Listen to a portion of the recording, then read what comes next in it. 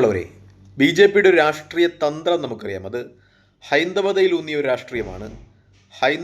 ഹിന്ദു വോട്ടുകൾ ഏകീകരിച്ച് ഇലക്ഷനിൽ വിജയിക്കുക എന്നതാണ് ബി ജെ പി പയറ്റുന്ന ഒരു തന്ത്രം. അത് ഏകദേശം നോർത്ത് ഇന്ത്യയിൽ വളരെ സക്സസ് ആയി തന്നെ ബി ജെ പിക്ക് നടപ്പിലാക്കുവാനും കഴിഞ്ഞിട്ടുണ്ട്. പക്ഷേ സൗത്ത് ഇന്ത്യയുടെ കാര്യത്തിലേക്ക് വരുമ്പോഴാണ് ബി ജെ പി അതിൽ ആശ്ചര്യപ്പെടുന്നത്. അതിൽ ഏറ്റവും പ്രധാനപ്പെട്ട ഒരു കാര്യം, ബി ജെ പി ആശ്ചര്യപ്പെടുത്തുന്ന ഒരു സംസ്ഥാനം എന്ന് പറയുന്നത് തമിഴ്നാടാണ്. കാരണം അവിടെ ഹിന്ദുക്കളുടെ ഒരു ശതമാനം എന്ന് പറയുന്നത് 88% ചില സർവേകൾ പറയുമ്പോൾ ചിലത് 90-ലധികമാണ്. അതായത് രാജ്യത്തെ ഏറ്റവും കൂടുതൽ ഹിന്ദു ജനത അധിവസിക്കുന്ന സംസ്ഥാനങ്ങളിൽ ഒന്നാണ് തമിഴ്നാട്. പക്ഷേ ബി ജെ പിക്ക് അവിടെ ഒരു രാഷ്ട്രീയ നേട്ടമുണ്ടാക്കുവാൻ കഴിയുന്നില്ല, അവിടെ വേരുറപ്പിക്കുവാൻ കഴിയുന്നില്ല എന്നതാണ് ബി ജെ പി ആശ്ചര്യപ്പെടുത്തുന്ന ഒരു ഘടകം.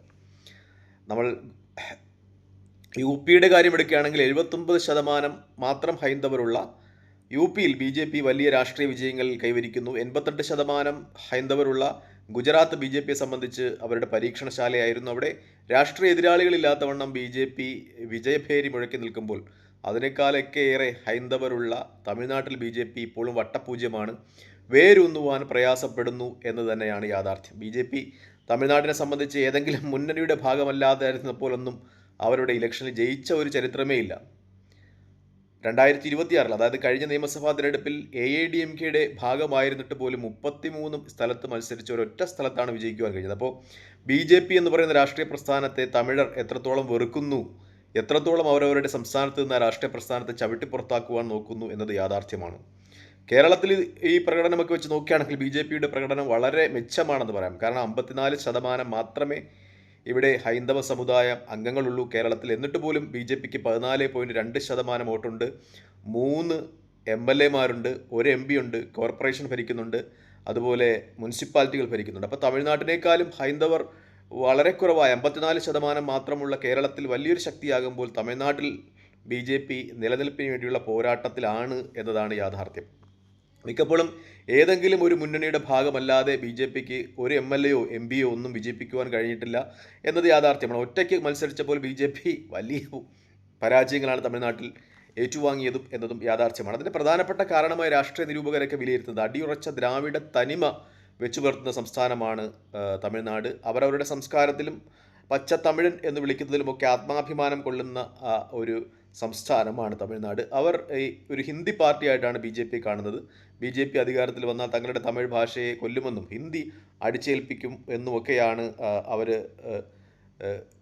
വിചാരിക്കുന്നത്. അതുകൊണ്ടാണ് ഒരുപക്ഷെ ബി ജെ പിക്ക് തമിഴ്നാട്ടിൽ സ്വാധീനം ഉറപ്പിക്കുവാൻ കഴിയാത്തതും തമിഴന്മാർ ബി ജെ പി ഇഷ്ടപ്പെടാത്തതും എന്നതാണ് ഒരു യാഥാർത്ഥ്യം. ഈ ആന്ധ്രയുടെ കഥയും ഇതുപോലെയാണ്. ഏകദേശം 90%-ഓളം അവിടെ ഹൈന്ദവരുണ്ട്. പക്ഷേ ബി ജെ പിക്ക് അവിടെ ഒറ്റയ്ക്കൊന്നും ചെയ്യാൻ കഴിയുന്നില്ല. ഇപ്പോൾ പോലും തെലുങ്കുദേശവും ജനസേനയും ഉൾപ്പെടുന്ന ഒരു മുന്നണിയുടെ മൂന്നാമത്തെ മാത്രം വലിയ കക്ഷിയായി ബി ജെ പി അവിടെ നിൽക്കുന്നു. അതായത് ജനസേനയും തെലുങ്കുദേശവും ഒപ്പമില്ലെങ്കിൽ ബി ജെ പി ആന്ധ്രാപ്രദേശിലും വട്ടപൂജ്യമാണ്. അതായത് തെക്കൻ സംസ്ഥാനങ്ങളിൽ കേരളത്തിലാണ് അല്പമെങ്കിലും ഭേദം എന്ന് പറയാം. കർണാടക ഞാൻ പറയുന്നില്ല, കാരണം കർണാടകയിൽ ബി ജെ പി വലിയ ശക്തിയാണ്.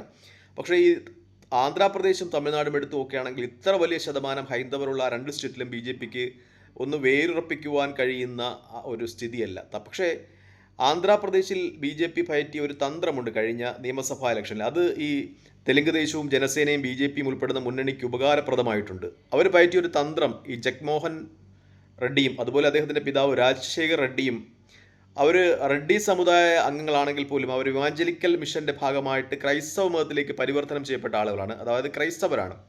ബി ജെ പി ഈ തന്ത്രം കഴിഞ്ഞ ആന്ധ്ര ഇലക്ഷനിൽ വളരെ സക്സസ്ഫുള്ളായി ഉപയോഗിച്ചിരുന്നു. തിരുപ്പതി പോലെയുള്ള ക്ഷേത്രങ്ങളിൽ ചില വിവാദങ്ങളുണ്ടായി. അവിടെ ലഡുവിൽ ഈ മാംസം ഉപയോഗിക്കുന്നു എന്ന രീതിയിലുള്ള ചില വിവാദങ്ങളൊക്കെ ഉണ്ടായപ്പോൾ അവിടെ മുഖ്യമന്ത്രി ആയിരുന്നത്, മാംസക്കൊഴുപ്പ് ഉപയോഗിക്കുന്നു എന്ന് പറയുന്ന രീതിയിലൊക്കെ ചില വിവാദങ്ങൾ ഉണ്ടായപ്പോൾ അവിടെ മുഖ്യമന്ത്രി ആയിരുന്നത് ജഗ്മോഹൻ റെഡ്ഡി ആയിരുന്നു. അപ്പോൾ അദ്ദേഹത്തെ ഇവാഞ്ചലിക്കൽ ക്രൈസ്തവനായ മുഖ്യമന്ത്രി ഭരിക്കുന്ന സംസ്ഥാനം എന്ന രീതിയിൽ ഒക്കെ ബി ജെ പി ഒരു വർഗീയത കലർന്ന രീതിയിലേക്ക് കൊണ്ടുവരാൻ ശ്രമിച്ചത് അവിടെ ജഗ്മോഹന് തിരിച്ചടിയായിട്ടുണ്ട്. അത് ജഗ്മോഹൻ്റെ ഇലക്ഷൻ പരാജയത്തിന് കാരണമായിട്ടുണ്ടാകാം എന്ന ഒരു നിഗമനം നടത്തപ്പെടുന്നുണ്ട് ആന്ധ്രാപ്രദേശിൽ നിന്ന് രാഷ്ട്രീയ നിരൂപകർ. അതൊരു പക്ഷേ തമിഴ്നാട്ടിലേക്കും ബി ജെ പി ആ തന്ത്രം പ്രയോഗിച്ചേക്കാം എന്ന ഒരു നിഗമനത്തിലേക്ക് രാഷ്ട്രീയ നിരീക്ഷകർ എത്തുന്നുണ്ട്. ഒരുപക്ഷെ തമിഴ്നാട്ടിൽ ബി ജെ പി പ്രയോഗിക്കാൻ പോകുന്ന തന്ത്രവും ഇതാണ്. കഴിഞ്ഞ കുറച്ച് ദിവസങ്ങളായി ഈ തമിഴ്നാട് ബേസ് ചെയ്തിട്ടുള്ള സൈബർ ഇടങ്ങളിൽ ബി ജെ പിയുടെയും ആർ എസ് എസിൻ്റെയും സൈബർ ഇടങ്ങളിൽ, അതുപോലെ അത് ഏറ്റുപിടിക്കുന്ന കേരളത്തിൻ്റെ B J P R S S cyber പ്രവർത്തകരുടെയൊക്കെയും ഒരു വിമർശനം എന്ന് പറയുന്നത് തമിഴ്നാട്ടിൽ ഇവാഞ്ചലിക്കൽ ക്രൈസ്തവ മിഷണറിമാർ അല്ലെങ്കിൽ ഇവാഞ്ചലിക്കൽ ക്രൈസ്തവർ പിടിമുറുക്കുന്നു എന്നതുമായി ബന്ധപ്പെട്ടാണ്. അത് എന്തായാലും BJP അടുത്ത തിരഞ്ഞെടുപ്പുകളിൽ തമിഴ്നാട്ടിൽ ഉപയോഗിക്കുവാൻ ശ്രമിക്കുമെന്ന കാര്യത്തിൽ സംശയമില്ല. പ്രത്യേകിച്ചും ജോസഫ് വിജയ് ഉൾപ്പെടെ 7 മന്ത്രിമാർ ക്രൈസ്തവരാണ് എന്നൊരു പ്രത്യേകതയുണ്ട്. പ്രത്യേകിച്ചും ഇവർ നിയമസഭാ സമ്മേളനങ്ങളിലും പൊതുവേദികളിലുമൊക്കെ ബൈബിൾ ഉദ്ധരിക്കുന്നു എന്നൊക്കെ BJP പറയുന്നുണ്ട്. അതായത് BJP ഇനി തമിഴ്നാട്ടിൽ രക്ഷപ്പെടുവാൻ ഉപയോഗിക്കുന്ന തന്ത്രം ഇവാഞ്ചലിക്കൽ ക്രൈസ്തവർ തമിഴ്നാടിൻ്റെ നിയന്ത്രണം ഏറ്റെടുക്കുന്നു.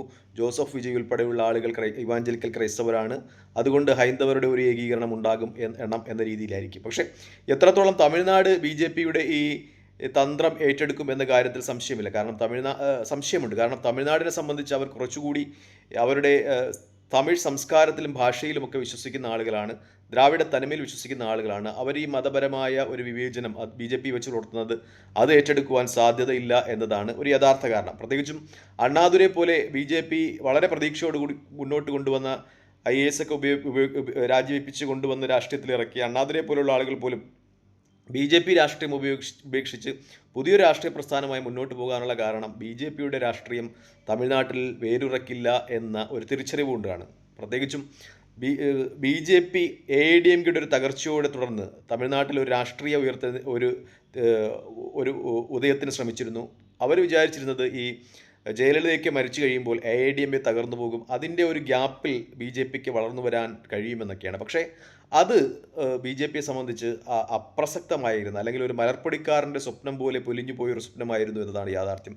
ഒരുപക്ഷെ തെലങ്കാനയിൽ BRSൻ്റെ പതനത്തോടുകൂടി BJPക്ക് അവിടെ ഉയർന്നു വരാൻ കഴിഞ്ഞിട്ടുണ്ട്. കാരണം കഴിഞ്ഞ ലോക്സഭാ ഇലക്ഷനിൽ 8 സീറ്റ് അവിടെ നിന്ന് നേടുവാൻ കഴിഞ്ഞിട്ടുണ്ട്. അതുപോലെ ആസാം ഗണപരിഷത്തിൻ്റെ ഒരു അധപ്പതനം BJPയുടെ ഒരു വളർച്ചയ്ക്ക് കാരണമായിട്ടുണ്ട്. പക്ഷേ അത് തമിഴ്നാട്ടിൽ സംഭവിക്കില്ല എന്നതാണ് ഒരു യാഥാർത്ഥ്യം.